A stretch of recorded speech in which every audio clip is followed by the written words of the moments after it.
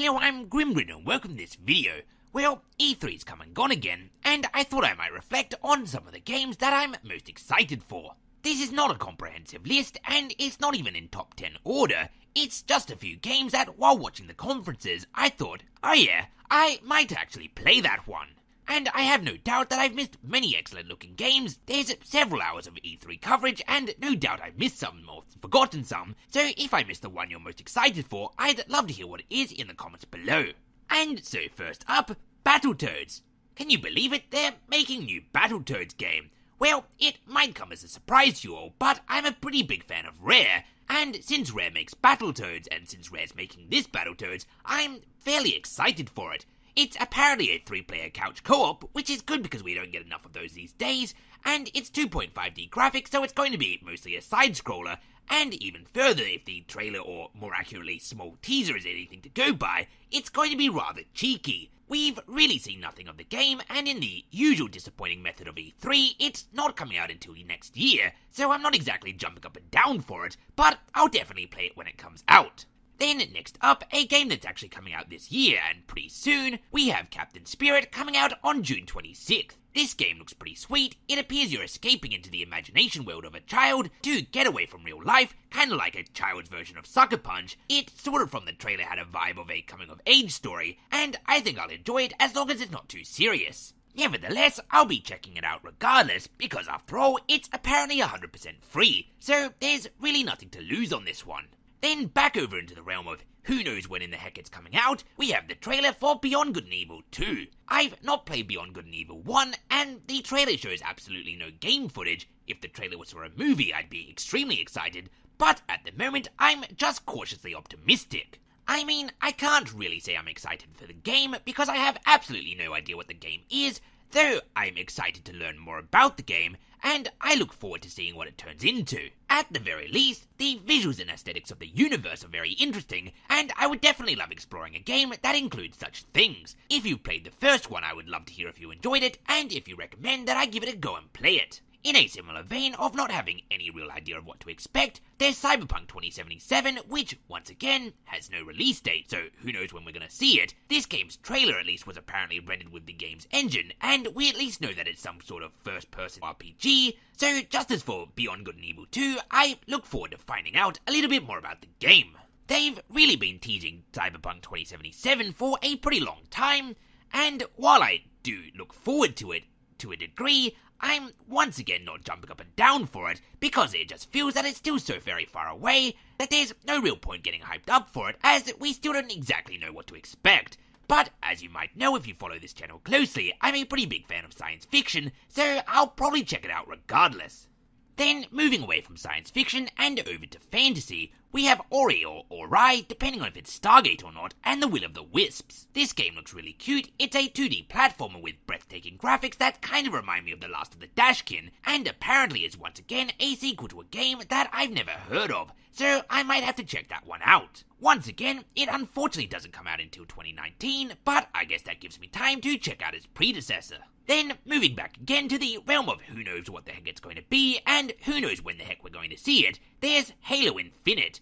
It looks good, I guess. I don't know if what we're going to play is going to resemble anything like what we're looking at. This seems like it's a very, very, perhaps too early showcase, and I doubt the game's going to be anything like what we're seeing. That said, I like what they have shown us. The graphical direction is right up my alley, and I just hope it's going to be good. Just like many of the games on this list, I'm not going to get too excited for it until we know a little bit more about it. And, well, this one's not even received a release date, so, once again, I'm cautiously optimistic. It also didn't escape my notice that the game doesn't seem to be numbered Halo 6, but it does feature the Halo 3 Finish the Fight theme, so I'm not sure if this is indicating that this game is the finale to the trilogy of Halo 4 to 6, or perhaps I'm just reading too far into it, and the game's just so early in development that they've got no music for it. So, as I said, too early to tell, but hopefully it's good. Further along in development, however, unfortunately still not coming out until 2019, Sea of Solitude, it looks good. I have no real idea what the game's going to be. The art style for this game is really what's captured my attention, so I'm definitely going to be checking out this one when it eventually comes out. However, one game that will eventuate far sooner is Overcooked 2, coming out on the 7th of August. I absolutely loved Overcooked 1, it's a fantastic co-op game and the sense of achievement you get when you finally pass it is extreme, as the game itself is rather difficult towards the end. And it's also just refreshing that in this modern day, where couch co-op was almost extinct, in this one list I've got 3 games listed that include local couch multiplayer. Said 3 are of course Battletoads and Overcooked 2, both already listed, and the new Smash Bros game, which is the next one on this list. I absolutely love Super Smash Bros. And pretty much everything Nintendo in general, and while this game is still not enough for me to justify buying a Nintendo Switch, especially because I wouldn't even be able to use it to make content for the channel because Nintendo is so trigger happy, which is, by the way, why there's no footage of the game playing in the background. Most of my friends already do have a Nintendo Switch, and they will almost certainly be getting Super Smash Bros. So I do look forward to playing it at some point in the future, which probably isn't even that far away, as apparently it's being released this December. Then, before we get to number 10, I'm going to do a dramatic honourable mention, despite the fact that this is not a top 10 list anyway, so in reality no real suspense should be given to the 10th place as, well, it holds nothing above the others. But despite that, an honourable mention goes out to We Happy Few, which looks absolutely fantastic and is easily the game that I'm most intrigued by. It looks imaginative, interesting, and just downright creepy, but unfortunately as it stands, I will not be able to play it as it's been refused classification in my country, essentially getting a banned. Which is basically poetry when you think about it. I mean, come on. Nanny State Country bans game about a government that polices the emotions of its people to the detriment of society. If it weren't so frustrating, the basically palpable irony of this censorship would be somewhat amusing. If this were any other medium, the public outrage would be amazing. I would love to see them try to ban a movie or a novel on the exact same grounds, and it just has to be stated that this is, without a doubt, a censorship of an art form, which is not okay.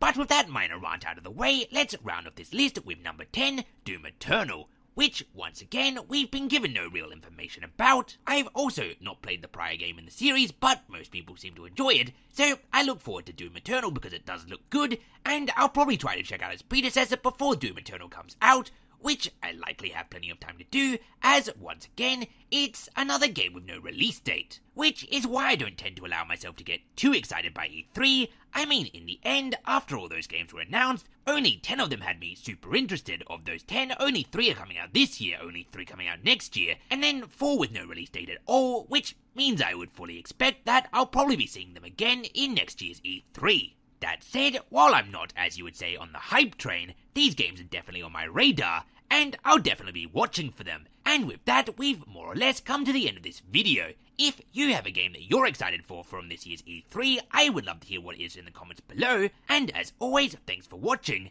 and until next time, I have been and still am Grim Grindle. If you would like to join me on social media, a link to my Twitter and the channel Grim and Grin Discord, the Echo Chamber, is in the description below.